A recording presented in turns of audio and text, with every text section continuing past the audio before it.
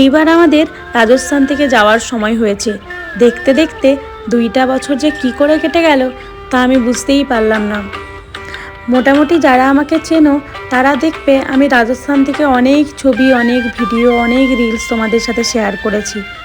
আমাদের রাজস্থানটা মোটামুটি ঘোরা হয়ে গেছে, আর শুধু জয়পুর সিটিটা বাকি আছে। তো ভাবছি এইবারে যাওয়ার সময় ঘুরে যাব। যতই ভাবি কোথাও গিয়ে কিছু কিনবো না, কিছু জিনিস বাড়াবো না, কিন্তু পরবর্তীকালে দেখা যায় জিনিস বেড়েই যায়। তো সেই জিনিস বাড়ার জন্যই আমার এই বক্সটা আবার নতুন করে কিনতে হলো। আর এই বক্সটা আমরা স্বামী স্ত্রী মিলে 3 দিন ধরে পেন্ট করছি, কারণ পেন্ট শুকলেই তো আরেকটা পেন্ট ওপরে দিতে হবে।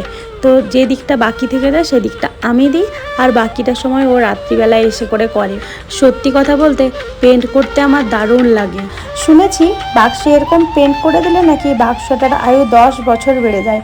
আর তাছাড়া পেন্ট তো আমাদের করতেই হবে, যেহেতু এর মধ্যে আমাদের অ্যাড্রেস লেখা থাকবে, তাই পেন্ট করতেই হবে। আর এই পেন্ট হয়ে গেলেই আমার বাকি জিনিসগুলো প্যাকিং হয়ে যাবে।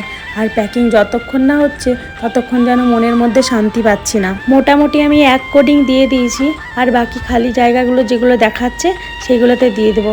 এদিকে আমার বর বলতেছিল আমি নাকি এইসব কোনোদিনও করিই নি, তাই আমি এসব পারবোই না নাকি। দেখো দেখিয়ে দিলাম তো আমিও পারি।